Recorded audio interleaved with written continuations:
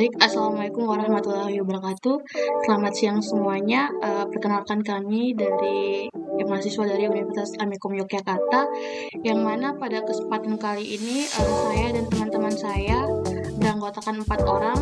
Ada Mbak Amalina, Aurel, sama Tiffany, dan saya sendiri Aka Pradesya. Di sini kami akan melakukan wawancara dengan Mas Taufik mengenai kepemimpinan. Mungkin sebelum itu Mas Taufik bisa memperkenalkan diri terlebih dahulu. Terima kasih. Oke, Assalamualaikum warahmatullahi wabarakatuh.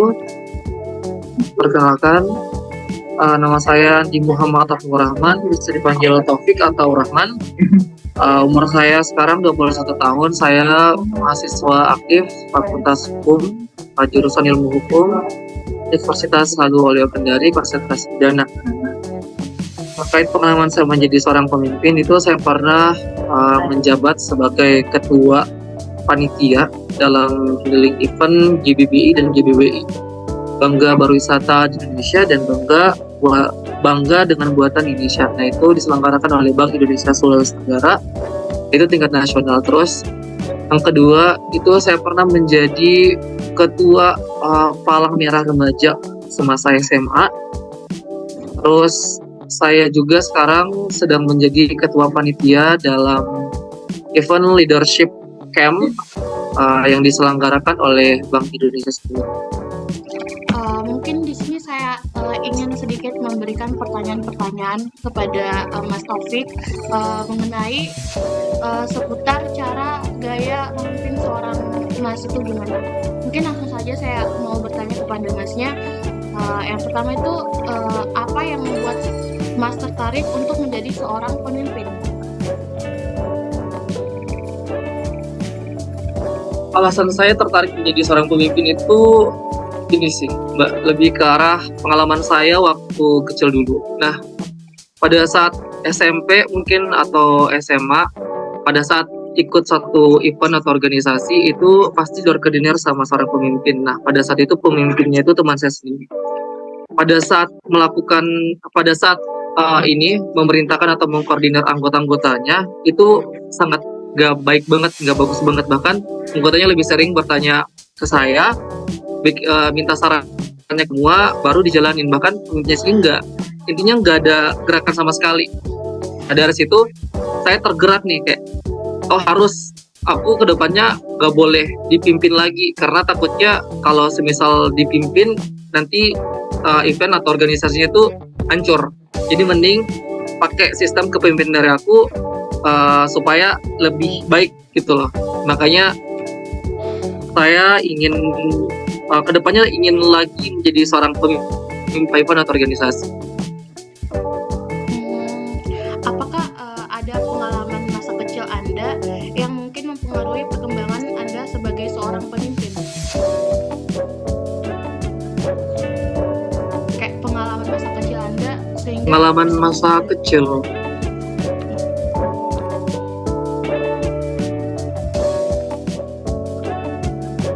Sebenarnya nggak ada pengalaman yang bagaimana ya, karena waktu kecil lebih nggak banyak bicara gitu loh.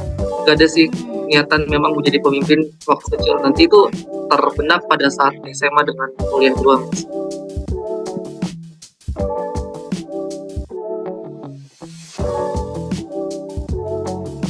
Oke, mungkin teman-teman yang lain yang bertanya.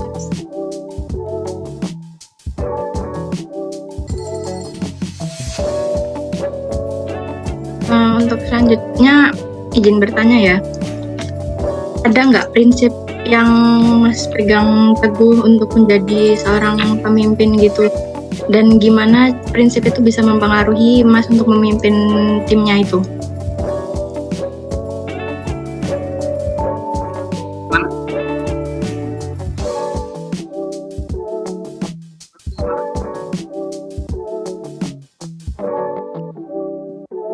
Dalam pertanyaan, prinsip apa yang Mas pegang selama menjabat sebagai pemimpin, dan gimana prinsip itu bisa mempengaruhi cara Mas memimpin dalam sebuah tim atau organisasi itu?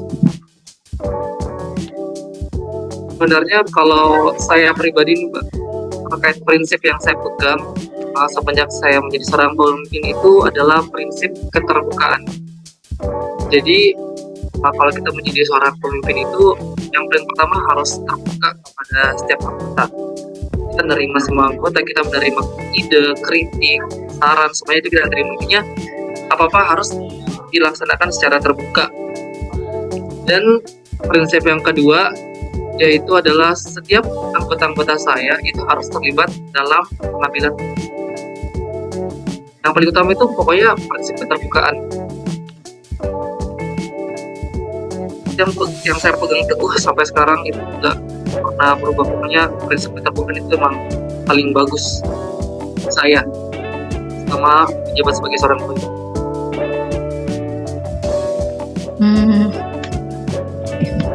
Untuk selanjutnya, selama menjabat sebagai pemimpin, misi utama Mas untuk biar timnya itu apa ya, kayak misalnya timnya setuju sama Mas dalam menjalani tujuannya itu, tujuan bersama, mencapai tujuan bersama.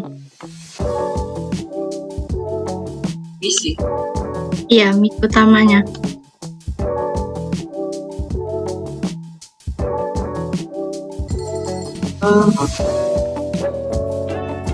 Nah, kalau dibilang misi, setiap kegiatan organisasi atau event apapun yang ingin mensukseskan event atau organisasi tersebut, ingin membuat pemahaman yang baik dan bagus dengan anggota ataupun yang dijoin sama kita kan.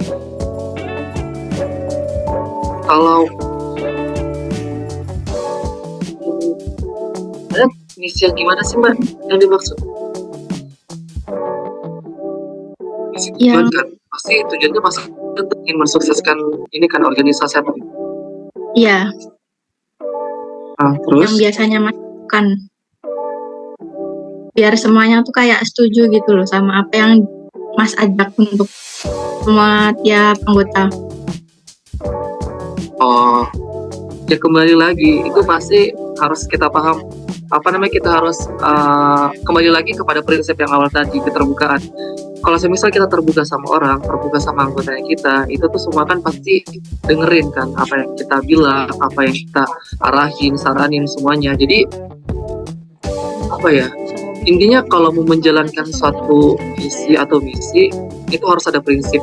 Nah, kalau kan tadi udah bilang di awal, prinsip aku itu terbukaan. Jadi selama ini kalau semisal aku terbuka sama orang, terus dengerin apa yang dia katakan, apa yang dia minta, terus ikut serta dalam pengambilan keputusan, itu pasti lancar-lancar aja sampai berakhir eventnya atau organisasi.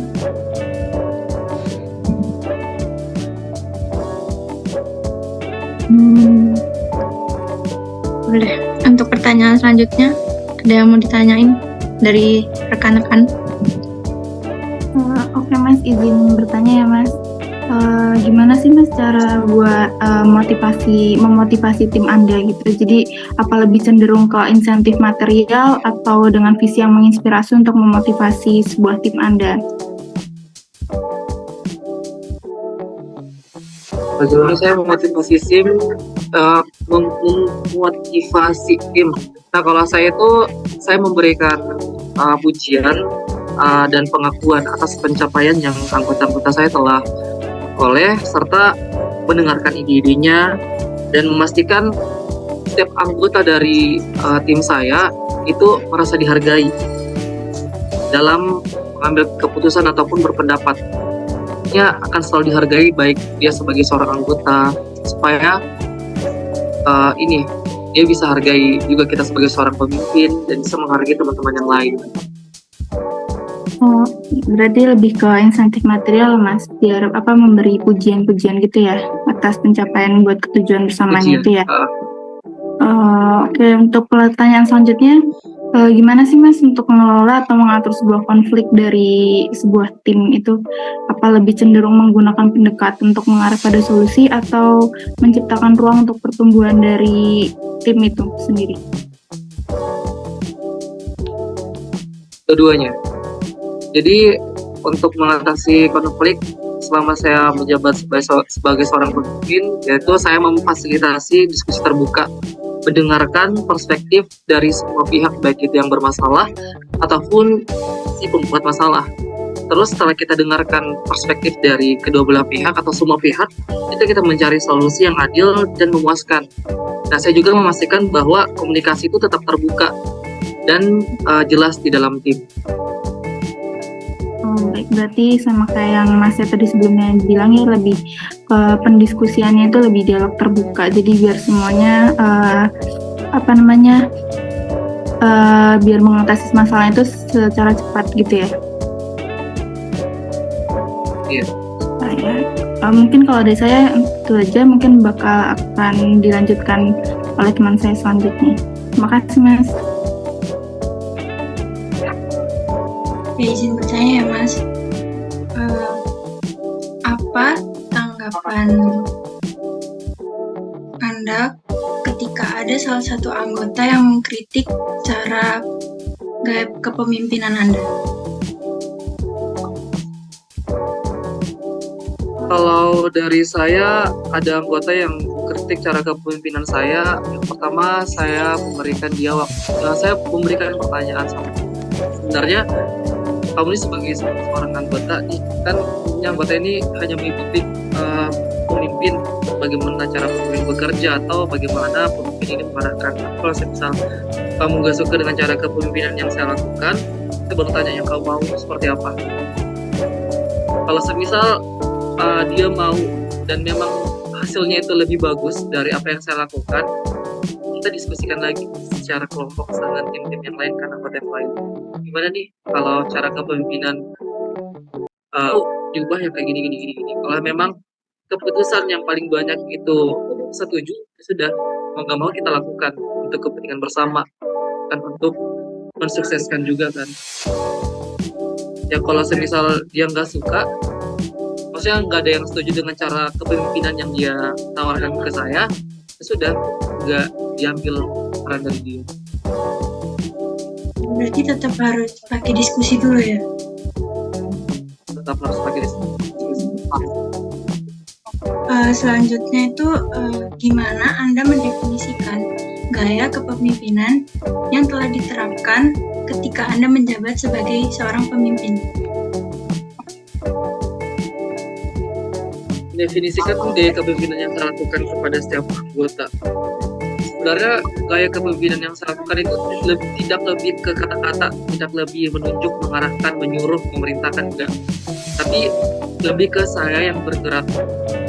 Nah, jadi kalau semisal saya melakukan pekerjaan, contohnya waktu handling event, waktu saya sebagai ketua panitia waktu itu,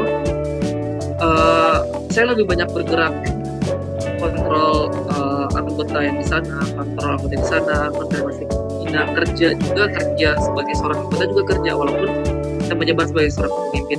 Nah, jadi pada saat saya lagi tidak ada atau mungkin saya lagi tidak bisa melakukan kerjaan yang saya diperintahkan, saya bisa meminta tolong ke anggota saya, tolong bisa nggak kamu cek yang sebelah sana, terus lakuin yang sebelumnya saya lakuin.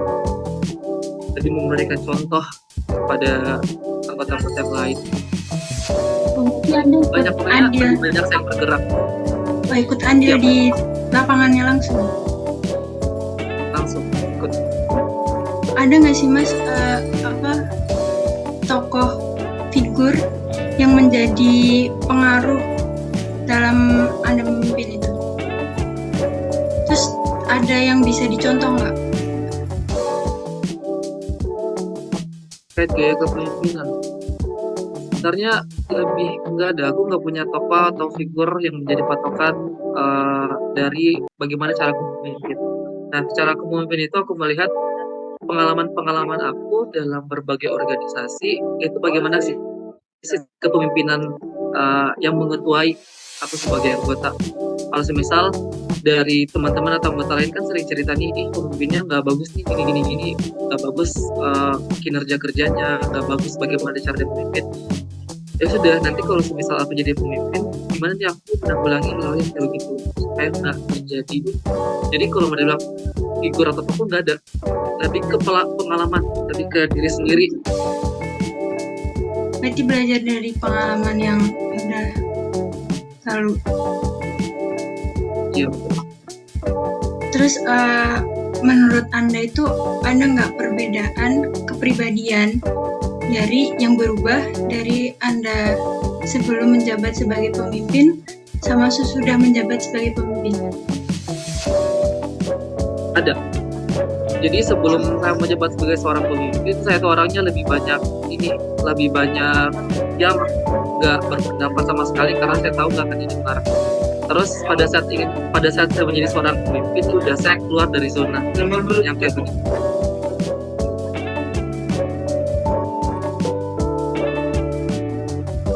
Saya keluar dari zona nyaman yang kayak begitu, terus ya sudah saya lebih banyak berpendapat, lebih banyak bertanya, lebih banyak memberikan solusi. Kan sebelumnya saya nggak pernah memberikan solusi karena takut solusi itu ditolak.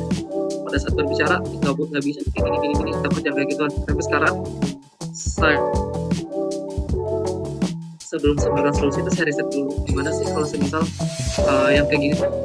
Cara menyikapi Anda ke teman satu timnya itu, apakah kan Anda sebagai pemimpin ya, mungkin Anda kayak bosi gitu atau gimana?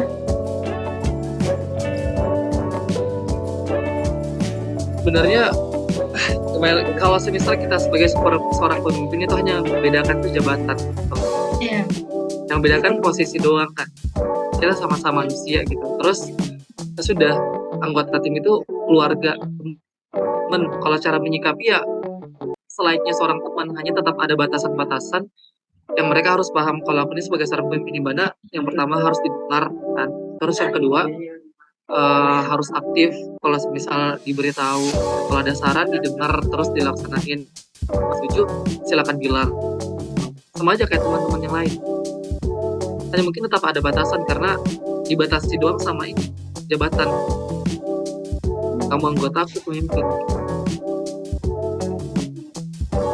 Ya mungkin itu aja sih Mas pertanyaan dari saya. Mungkin dari teman-teman ada yang mau ditambahin? Udah. Ya, sekian Mas dari kita. Ada kurang dan lebihnya mohon maaf. Wassalamualaikum warahmatullahi wabarakatuh.